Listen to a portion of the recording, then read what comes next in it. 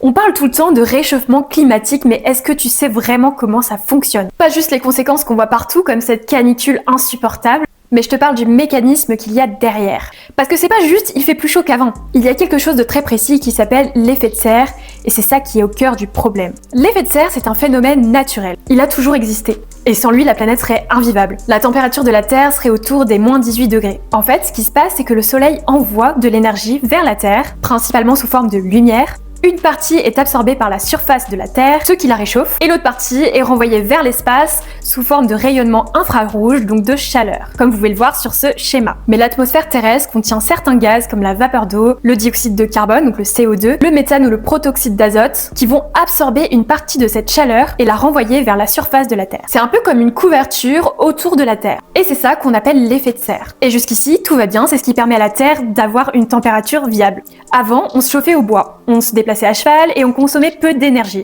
L'effet de serre était stable. Mais depuis la révolution industrielle, on a complètement déréglé cet équilibre. En brûlant des énergies fossiles comme le gaz, le charbon ou le pétrole pour produire de l'énergie, se déplacer, chauffer nos maisons, faire fonctionner nos usines, on a relâché des quantités énormes de gaz à effet de serre dans l'atmosphère. Le CO2, dioxyde de carbone en particulier.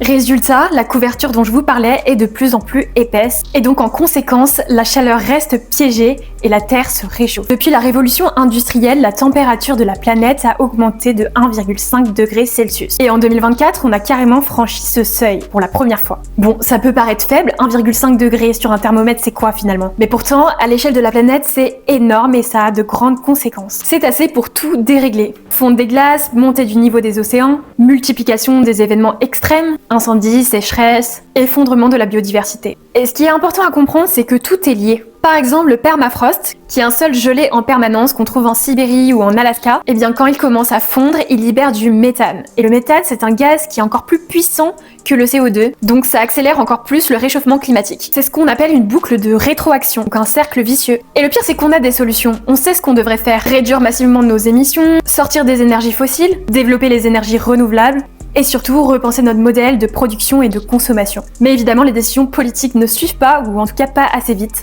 Et ce qu'il faut retenir, c'est que le climat, c'est pas juste un sujet d'environnement, c'est un sujet économique, de santé, de sécurité, de justice sociale. Et ce seront toujours les plus vulnérables qui seront touchés en premier. Donc voilà, la prochaine fois que tu entendras parler de réchauffement climatique, tu sauras que c'est pas juste une question de 1 degré de plus, c'est un déséquilibre physique, concret, mesurable, qu'on a causé et qu'on peut encore corriger. Mais pas sans comprendre comment ça marche. Si tu as aimé cette vidéo, n'hésite pas à t'abonner pour plus de vidéos de vulgarisation et de culture G.